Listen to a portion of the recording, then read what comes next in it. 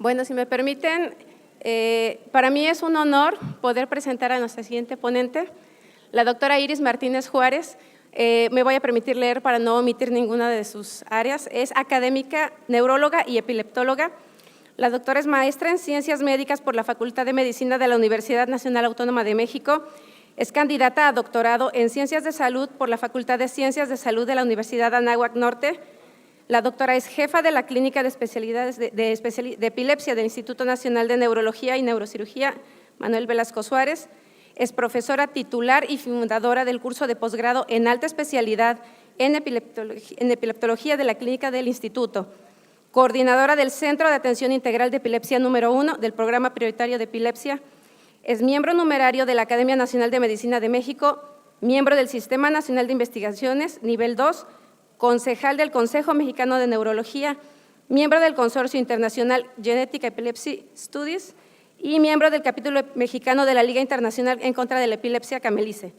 Además, la doctora es revisor en las principales revistas de epilepsia de investigación, es autora y coautora de múltiples publicaciones en revistas indexadas y libros a nivel nacional e internacional, y sobre todo la doctora Martínez es una asidua académica y le encanta la enseñanza.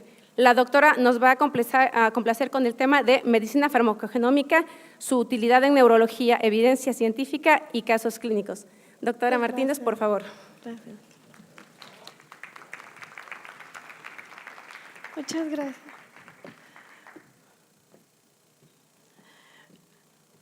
Hola, ¿qué tal? Buenos días. Muchas gracias a la doctora por la presentación. Igualmente, pues un honor estar presente en la Sociedad de Neurología Pediátrica. Agradecer al presidente, el doctor Juan Hernández, que cuando yo realicé mi residencia en neurología roté en el hospital infantil y pues lo llamo mi maestro y lo considero un maestro porque me enseñó mucho de la neurología pediátrica. Y pues también a la doctora Rosana Huerta, al doctor Efraín Olivas, a la mesa directiva, gracias. Y agradecer también a los laboratorios Novagenic que me permiten también compartir con ustedes unas experiencias en casos clínicos y en farmacogenómica. Pues sin más preámbulo voy a hablarles brevemente de lo que es la farmacogenómica, que sabemos que es el estudio de estas variantes del ADN del ácido desoxirribonucleico y que pues van a influenciar cómo los individuos, como todos nosotros, pues vamos a responder a los tratamientos farmacológicos. Entonces tenemos la farmacología y la genómica que van de la mano. Y yo recuerdo hace tiempo en un congreso de genómica, hace muchos años, como 10 años, que decían que nosotros tratamos a los pacientes como ensayo y error. Y me sentí muy ofendida porque dije, bueno, hay guías, yo soy epileptóloga, estudio mucho para poder dar el mejor tratamiento a mis pacientes de acuerdo al tipo de crisis, sus comorbilidades, sus situaciones. Pero bueno, realmente como nosotros en cualquier condición de salud, si reflexionamos, pues sí tenemos estas guías, pero lo que hacemos es ensayo y error. Voy a dar este tratamiento que yo considero que es el mejor y ya hay incluso algoritmos y con esto de inteligencia artificial que nos dicen, bueno, ¿cómo vas a dar el tratamiento? O estas son todas las opciones. Ya en epilepsia hay también herramientas digitales donde podemos poner la edad, el sexo del paciente, comorbilidades, la patología, incluso los estudios, y me arroja ya un grupo de medicamentos y de fármacos anticrisis, como les llamamos ahora, que podemos utilizar.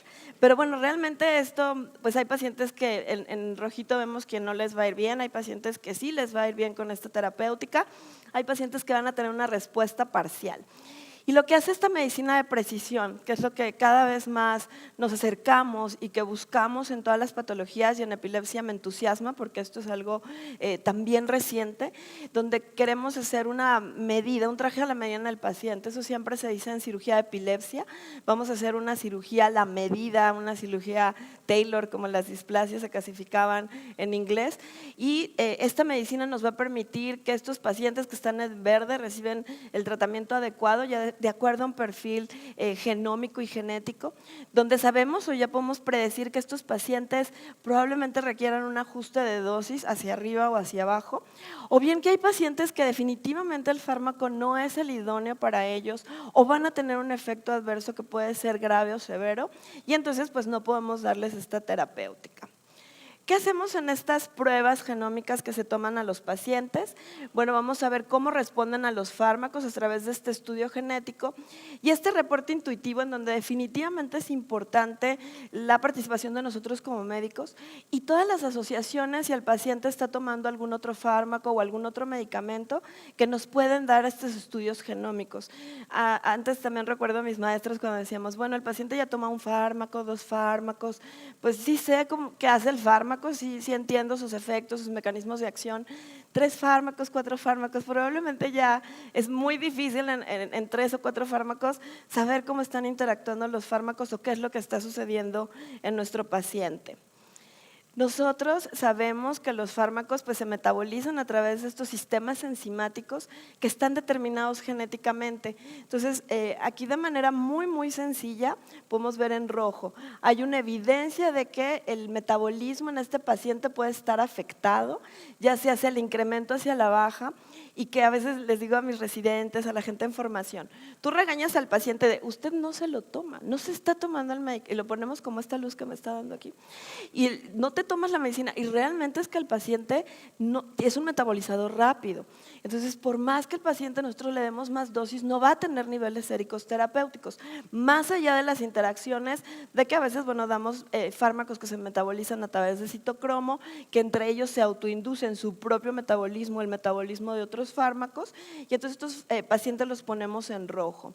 Estos donde la interacción va a ser moderada, que están como en amarillo. Aquellos cuya interacción va a ser mínima, esto va a permitir que el paciente absorba el medicamento, llegue a la concentración adecuada a sangre.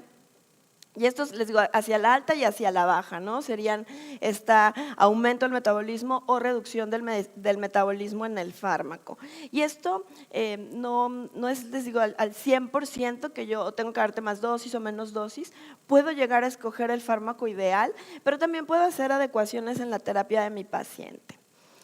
Recordando un poco de lo que vimos en la escuela, en medicina, de la farmacocinética. Bueno, esto es lo que nuestro organismo, cómo va a procesar en el caso del paciente el fármaco, y la farmacodinamia es el efecto que causa en el organismo. Y es muy interesante porque tenemos genes que van a determinar esto. Recuerden, la mayoría de los fármacos anticrisis a través de citocromos, CYP1019, pero tenemos UGT, por ejemplo, ABCB1, que fue de los primeros que se vio como un marcador en la hipótesis de farmacoresistencia y que no todos han replicado estos estudios, pero ahora sabemos que la genética también es compleja. Tenemos la farmacogenómica, pero tenemos también epigenética. Entonces, ABCB1 fue de los primeros que se describió en epilepsia, incluso después de lo que se describió en cáncer de mama, que son principalmente los estudios que se han hecho sobre farmacogenómica y sobre medicina de precisión. Y bueno, en cuanto a farmacodinamia, estos son los efectos que hace el fármaco en el organismo. También tenemos genes que van a ser responsables de la farmacodinamia y que también nos explican en cierto porcentaje cómo un paciente va a responder a una terapia anticrisis, que puede ser incluso estimulación, no necesariamente un fármaco anticrisis. Entonces, pues esto es toda la utilidad que vamos a ver en las pruebas genómicas. ¿Qué pacientes y quién se puede beneficiar de un estudio genómico? Pacientes con enfermedades crónicas neurológicas, en este caso pues epilepsia, que es el tema que les voy a compartir, y los casos clínicos. Pero bueno, en nuestra práctica diaria vemos enfermedades neurológicas y la mayoría de estas pues son crónicas, son pacientes que tenemos que darles un seguimiento, que van a estar con una terapia por mucho tiempo y que lo ideal es que esa terapia sea, como dijo Paul Ehrlich, sea la bala mágica y sea la que tiene eficacia, tiene los menos efectos y que te mejora tu calidad de vida. Nuestros pacientes, tanto pues, en el recién nacido, infancia, niñez, adolescencia, adulto, pues tienen comorbilidades y esto muchas veces implica que también tengan que tomar otros fármacos y esos son pacientes que también son candidatos a hacer estudios farmacogenómicos. Pacientes que no tienen una adecuada respuesta desde las primeras líneas de tratamiento. Por ejemplo, en epilepsia, desde el estudio de Brody-Quad, sabemos que la epilepsia desde un inicio es farmacoresistente. No necesariamente el retraso en la terapéutica es lo que va a determinar que un paciente no responda, pero si ese paciente ya intentamos quizás un fármaco adecuado en dosis adecuadas o 2 fármacos combinados en dosis adecuadas y adecuado para el tipo de epilepsia, pues es un paciente que ya sabemos que va a atender a farmacoresistencia, aún sabiendo que el concepto es dinámico. Probablemente ese paciente es importante hacerle desde el inicio una prueba. Ya mencionaban de los estudios genómicos, el avance en medicina genómica y la posibilidad de encontrar una mutación en un paciente con epilepsia, de tener un retraso en el diagnóstico de 10 años, el diagnóstico se hace en 15 o 20 días. Si ustedes le preguntan eso a los papás, a los cuidadores de los niños, ¿usted qué hubiera preferido? ¿Esperar 15 años para hacerse un estudio genético y saber que lo que tiene su hijo es Rett? ¿O esperar 15 o 20 días de quizás una condición que lleva algunos meses y tener un diagnóstico de precisión? Probablemente los padres les dirían que quieren un diagnóstico mucho más preciso a una edad más temprana y no este retraso. Entiendo, muchas veces el retraso era porque no teníamos las pruebas y actualmente ya contamos con ellas. Probablemente alguna limitante todavía en estudios genómicos sería el costo, pero afortunadamente también esto se ha abaratado. Yo les decía a mis pacientes, los veo a veces con 10 electros, 12 resonancias. Bueno, claro, yo ya los veo adultos, ¿no? Entonces ya tengo toda la historia de vida. Y digo, ¿por qué no te hicieron una prueba genética, una prueba genómica? Eso hubiera costado quizás lo que costó todos estos electros o todos estos estudios de imagen, que pues en algunos casos incluso son normales. Y bueno, después de esta breve introducción sobre farmacogenómica, les voy a presentar estos casos clínicos. Son casos de pacientes que hemos atendido, una servidora como mi equipo, tanto en la clínica de epilepsia del instituto como en mi consulta privada. Hay algunas adecuaciones, estos casos pues son anónimos, no traen ninguna identificación del paciente y también se han adecuado un poco con fines didácticos, pero pues todos los resultados que les voy a presentar son de los estudios farmacogenómicos de estos pacientes. Este caso es una displasia cortical parietal. Ella es una paciente de 42 años. Ella como antecedente sí tuvo hipoxia neonatal y lo que vemos en su imagen, esta no se las pude compartir, pero tiene una glosis parietal occipital bilateral. Yo siempre cuando veo epilepsias focales en el adulto, dentro de esta complejidad siempre he pensado que las epilepsias temporales pues finalmente tienen una resolución quirúrgica. Las sextotemporales, cuando hablamos de frontales, aunque es un grupo muy amplio, pues muchas tienden a ser en el sueño, tienden como a tener una respuesta parcial a bloqueadores de canales de sodio, pero cuando veo epilepsias parietales estructurales, no sé si ustedes seguramente ven mucho más que yo, se me hace una epilepsia muy, muy refractaria, porque es como la epilepsia frontal, pero el ser con crisis frontales tiende a ser, pues es más frecuente, ¿verdad? La epilepsia temporal y frontal focal son más en sueño, porque las parietales no tienen palabra. Las parietales son a cualquier hora del día, son muy reflejas, son de sobresalto, entonces tocas al paciente y tiene crisis, escucha un ruido y tiene crisis, tiene startle y tiene crisis, entonces siempre las epilepsias parietales se me han hecho mucho más complejas, afortunadamente no son tan frecuentes que las epilepsias frontales. Este paciente nos describe crisis focales visuales con luces de colores en ambos campos visuales y con alteración de la conciencia y que algunas evolucionan a focal tónico-clónica. En el electro sí se veía esta actividad, se veía una correlación eléctrica de una actividad temporal bilateral y occipital también bilateral.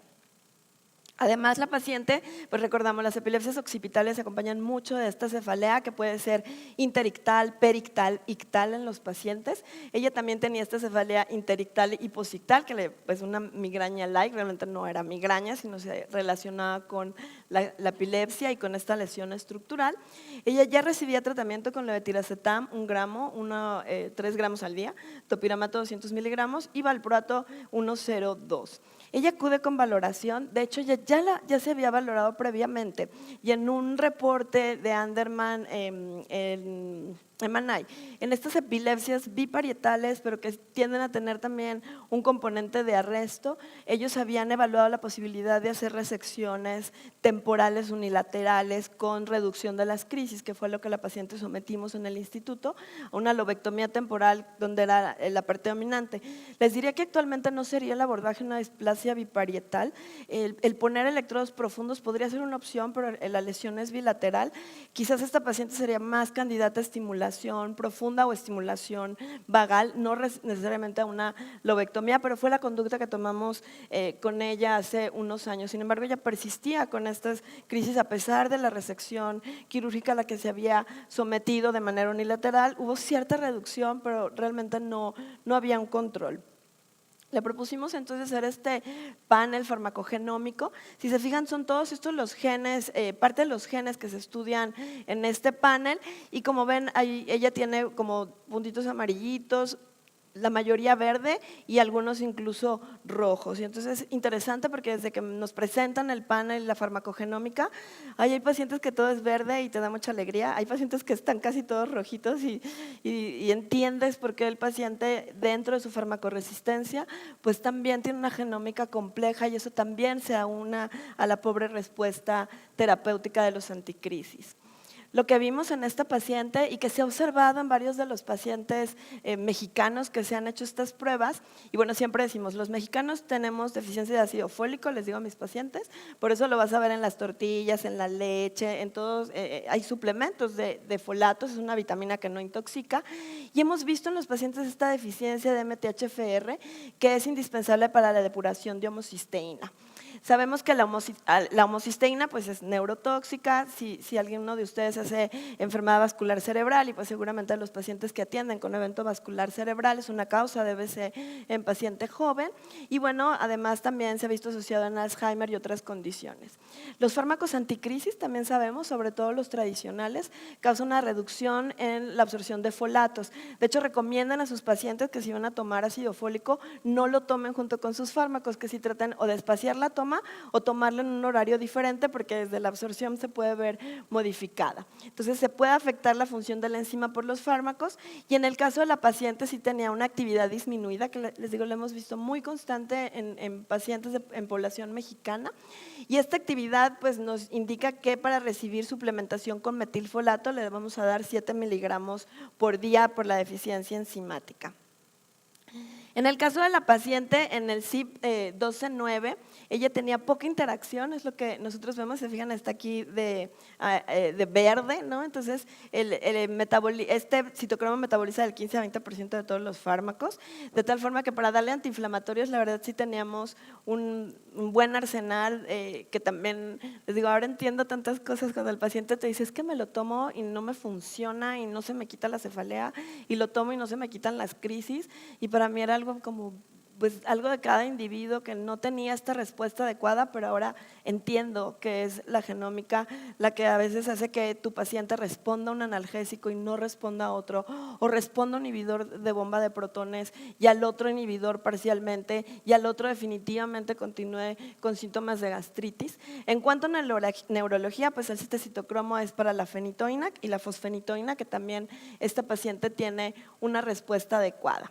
Pues vamos a ver este CYP-C219. Aquí, por ejemplo, en el caso de la parte de psiquiatría, que es una comorbilidad frecuente en epilepsia, la paciente sí tenía interacciones, por ejemplo, con amitriptilina, con imipramina.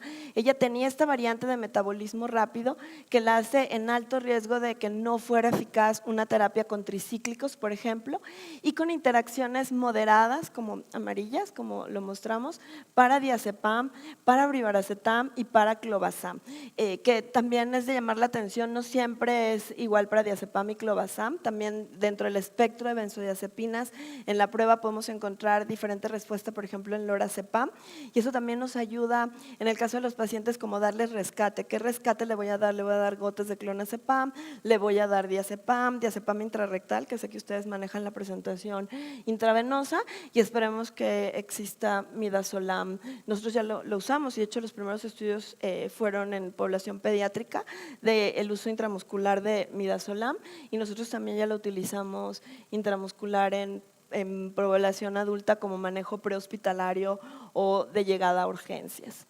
En el caso del farmacogen de HLA y HLB, recuerden que estos genes de HLA se asocian a riesgo de rash. Entonces, el ya tener esta prueba, yo igual decía hace muchos años, sería muy bueno que yo te pudiera hacer una prueba sanguínea y ver si vas a hacer un rash por carbamazepina, por oxcarba, por lamotrigina.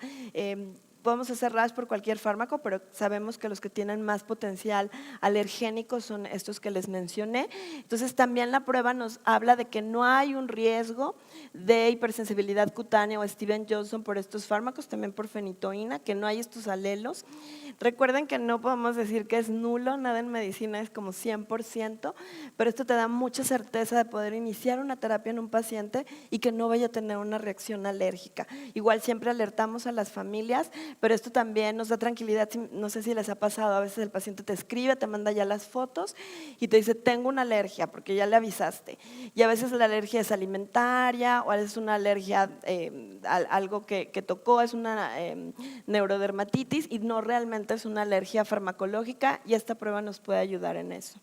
En el caso de mi paciente, estos son los fármacos que ella no tenía como reacciones e interacciones. Si recuerdan, ella ya estaba con valproato, con levetiracetam y con carbamazepina, y ella salió esta prueba. Ella ya había intentado la motrigina, no había habido eficacia en esta combinación valproato-lamotrigina, además que le había incrementado el temblor o la presencia de temblor, y carbamazepina estaba en amarillo, que es el medicamento que, si recuerdan, estaba tomando mi paciente.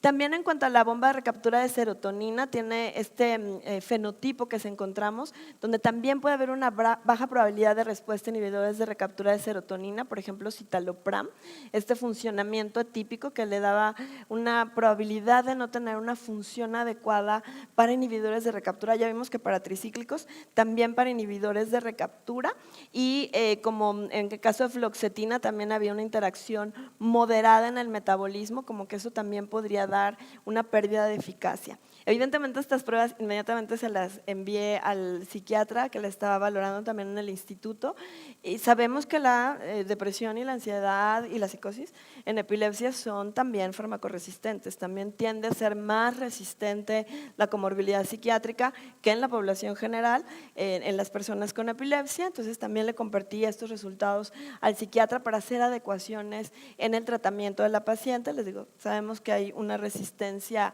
y más si el paciente es farmacoresistente, entonces se van sumando riesgos en nuestros pacientes con epilepsia. En el caso de este farmacogen OPR-M1, aquí la paciente tenía una variante AA de mayor sensibilidad del receptor al efecto analgésico, como una respuesta adecuada en el caso de que se le dieran analgésicos opioides. Y esto es bueno porque igual, bueno, sabemos del uso y abuso de sustancias y de los riesgos. Aquí ella podía tener una buena respuesta a este tipo de analgésicos, aunque sabemos que no son los que daríamos en una paciente con migraña o con migraña like. Aquí pues lo ideal es controlar las crisis epilépticas, que son aquellas que le favorecen esta migraña o esta cefalea. Y bueno, lo que hicimos fue realizar un cambio de carbamazepina a oxcarbazepina, y esto la paciente me mandó un correo, ya no se los pude poner por confidencialidad, en donde me escribió que estaba muy contenta, que realmente se sentía mejor, no estaba libre de crisis, pero este cambio de carbamazepina a oxcarbazepina ella le sintió muy bien, le sintió muy bien el cambio. Tiene esta pobre respuesta a los ANS y antidepresivos. Se está valorando también dar, por ejemplo, toxina botulínica o anticuerpo monoclonal, en vez de darle toda la serie de tratamientos que ya sabemos que están los algoritmos en migraña o en cefalea. Pues decidimos quizás tomar otro camino y no tener que probar todos los tratamientos, que además ya ha probado muchos fármacos anticrisis previamente. Y como les decía, ella para el control de la epilepsia ya no sería candidata a una fase 2, electrodos profundos, ya sería considerar estimulación talámica, que bueno, en México los doctores Velasco fueron los pioneros para estimulación profunda del tálamo, o estimulación del nervio vago.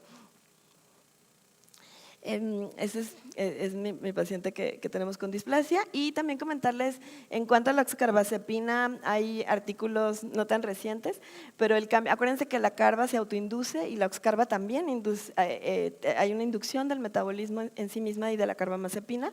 Entonces el cambio se puede hacer, los artículos te dicen overnight, de un día para otro. Sustituimos 200 miligramos de carbamazepina, bueno, esa es dosis adulto, ya sería la dosis pediátrica, por 300 de oxcarbazepina, y se hace de un día para otro. Así le hicimos el cambio a la paciente, y hay reportes de cambios de la noche, de un día para otro, y la paciente lo hizo muy bien, no tuvo ningún descontrol, les digo, está mejor de sus crisis. Este siguiente caso, él es un paciente que tiene ausencias y crisis tónico-clónicas generalizadas. Él es un adulto de 25 años, es diestro. Él tiene historia familiar de epilepsia y es interesante porque el hermano lo que tiene es doble corteza.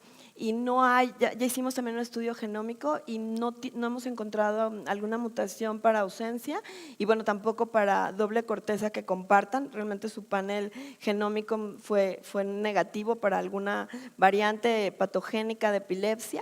No tiene toxicomanías, no tiene ninguna cirugía previa y él empezó a los 19 años con crisis tónico-clónicas generalizadas y en ese momento le iniciaron tratamiento con carbamazepina.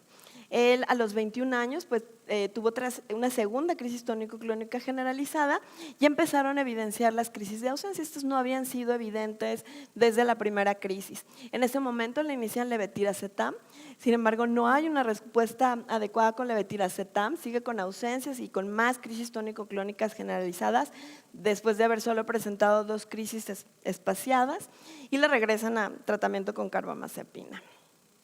Él persiste con crisis de ausencia, él realmente me consulta por el hermano, que es el que tiene esta epilepsia farmacoresistente. Él ya no ha tenido crisis tónico-clónicas, bueno, no había tenido, solo había tenido ausencias, el electro estaba anormal, la imagen de resonancia normal. Le dije, bueno, vamos a hacerte una prueba farmacogenómica y vamos a ver tu perfil genómico, tú tienes muchos años con tu epilepsia, con esta fármaco que es carbamazepina que no es tan adecuado para ausencias.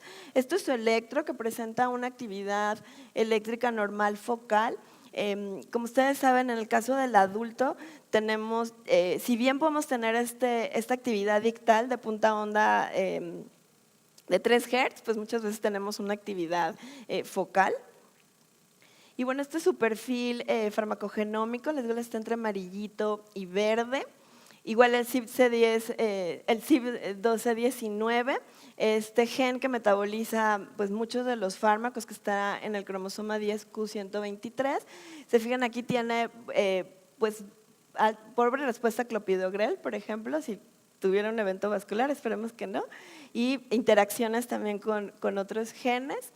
Estos son los genes, les digo, el CYP219 es el que tiene mayor nivel de evidencia para metabolismo, para fármacos anticrisis. Y bueno, mi paciente tenía muchos medicamentos también, afortunadamente en verde.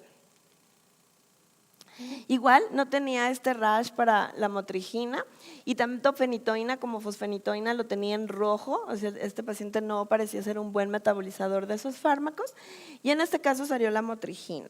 En él pues sabemos que el tratamiento no era eficaz porque estaba con ausencias y también salió con este resultado de MTHFR que les decía es esta enzima que metaboliza folatos y que bueno se ha visto o se ve implicada en la producción de neurotransmisores, generación de ADN-RN y de homocisteína.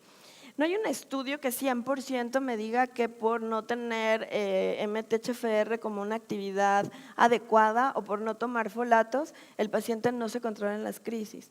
Pero sí hemos visto que la adición de folatos puede mejorar la calidad de la producción de estos neurotransmisores que están deficientes en los pacientes que tienen esta mutación, tanto norepinefrina como 5-hidroxitriptamina. Y les digo, pues por raza nosotros no la aprovechamos bien. No es la particularidad en el niño, pero en el adulto, por ejemplo, si vemos deterioro cognitivo, demencia por deficiencia de folatos, entonces sí es recomendable hacer esta adición en los pacientes. Ahí le iniciamos la motrigina gradual, aprovechamos la pandemia, porque él pues hacía sus actividades normales, excepto manejar, porque no había crisis generalizadas, pero seguía las ausencias, se inició gradualmente la motrigina, no tuvo rash. El paciente se encontró libre de crisis, él me pidió manejar, entonces le hice un video prolongado, el cual fue normal. Y bueno, no olvidar que este paciente realmente era una farmacoresistencia porque le dieron un medicamento que si bien controló las crisis generalizadas, no controló las ausencias. Este es su video, se fijan aquí se ve mucho mejor el video ya prolongado, se ve muy bien su ritmo alfa. Y bueno, ese es el caso que les quería compartir de ausencias. Este es otro paciente que tiene epilepsia mioclónica juvenil. Él es un paciente diestro, él sí no tiene historia familiar relevante, más que tuvo un trauma cráneoencefálico, pero bueno, nada de relevancia. Él empezó a los 13 años con mioclonias en los brazos asociada a estrés y una crisis generalizada. Y estas eran pues como la epilepsia mioclónica de predominio al despertar. Él dice que le dijeron que tenía crisis de crecimiento, le iniciaron carbamazepina, la suspendió y pues tuvo otra crisis generalizada, le hicieron estudios de gabinete que fueron normales y él seguía con crisis tanto mioclónicas que le refería él en clúster de sus extremidades, ya sin un patrón horario y bueno, acudió también a valoración y pues dije una epilepsia mioclónica juvenil, un hombre, vamos a darle valproato y vamos a reducir gradualmente la carbamazepina. Las crisis mioclónicas, ya no tuvo mioclonías, ya no tuvo generalizadas, pero tenía efectos adversos del valproato, dormía mucho, subió de peso y pues le dije, pues vamos a bajar la dosis, porque a veces dosis bajas en epilepsia mioclónica juvenil pueden ser eficaces. Bajamos la dosis, estaba libre de crisis, pero él tenía rastas en el cabello, de su propio cabello. Y eso sí era como un tema. Me dice, es que se me están cayendo mis rastas. Y le dije, bueno, vamos a cambiarte el valproato porque no puedes estar sin tu cabello. Y entonces, pues le inicié el levetiracetam, le comencé a quitar el valproato, le di irritabilidad, le dio somnolencia y además le dieron crisis generalizadas que no había tenido con dosis bajas de valproato. Le dije, bueno, vamos a hacerte una prueba genómica porque de aquí es… necesito saber cuál puede ser tu respuesta a otra opción terapéutica para tu epilepsia, que no era realmente por falta de eficacia, sino por una… ¿me pueden pasar la siguiente? Sino por una efectos adversos importantes con los medicamentos. Gracias. Y bueno, nuevamente él tenía esta actividad disminuida de MTHFR, que también nos llevó a darle su suplemento. En el caso de la COM, lo que el paciente tenía este fenotipo de baja actividad, respuesta a derivados anfetamínicos, y lo que me llamó la atención es que esto también se asocia a una mala respuesta a terapia electroconvulsiva y estimulación magnética transcraneal, de tal forma que, perdón, ¿cuánto me queda? Gracias, no alcanzo a ver, gracias. Una mala respuesta a esta estimulación. Gracias. A este gen de opioides también. Entonces el paciente pues no tenía este riesgo intermedio de adicciones. Afortunadamente él no tiene comorbilidad psiquiátrica, pero también puede tener una respuesta disminuida. Entonces no solamente la parte genómica en cuanto a fármacos, sino también la respuesta a otro tipo de terapias, por ejemplo CBD, que también utilizamos en epilepsia.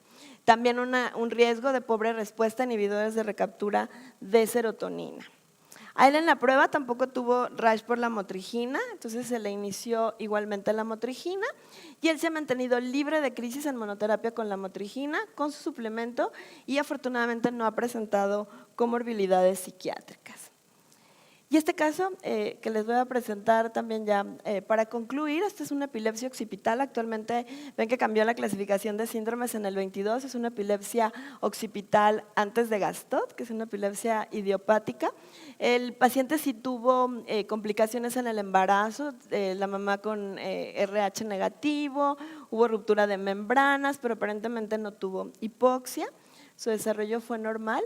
Él presenta crisis focales, visuales, conversión cefálica. Se hace el diagnóstico de esta epilepsia occipital idiopática de Gastot. Se hacen pues, estudios de imagen, de electro, que también fueron normales.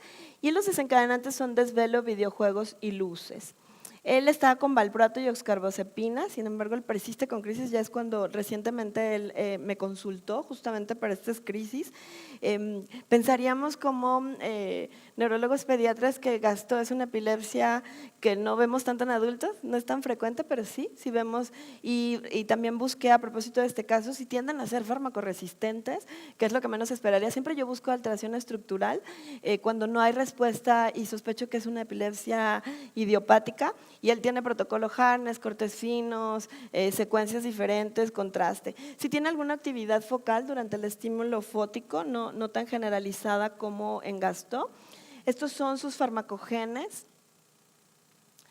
Y en cuanto a CYP-C19, por ejemplo, no hay buena respuesta a brivaracetam, a clobazam, que son estos fármacos anticrisis, igual a algunos inhibidores de recaptura.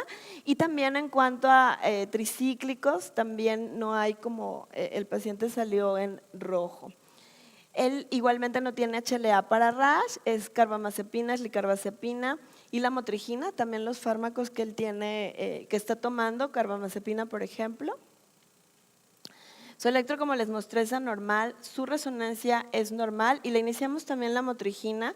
Estoy intentando una combinación valproato-lamotrigina y bajar oxcarbazepina y hacerte hasta 6 meses libres de crisis. Todavía está con oxcarbazepina, pero esto me permitió ver cómo adecuar su manejo en una epilepsia genética, que además, les digo, me llevó a estudiar y a revisar esta parte de Gastaut, de cómo son farmacoresistentes. Las epilepsias occipitales también, que son idiopáticas, se me hacen muy, muy interesantes. Y bueno, no me queda más que agradecerles nuevamente su asistencia y su atención, y les dejo mis datos de contacto. Gracias. Ay, doctora, gracias, no te veía. Gracias. Le agradecemos a la doctora Martínez por su excelente plática y pues medicina del futuro, ¿no? O sea, podemos anticiparnos a primum no dañare, hay que anticiparse para evitar riesgos y buscar el medicamento más efectivo. Por cuestiones de tiempo no va a haber preguntas, si se gustan acercar con la doctora Martínez y si nos permite, doctora, Gracias. su constancia y un pequeño obsequio por parte de los organizadores. Gracias, qué amable. Qué lindos, gracias. Muchas gracias por estar y si nos hacen favor de pasar al stand, vamos a hacer la inauguración de la parte comercial, por favor. Gracias.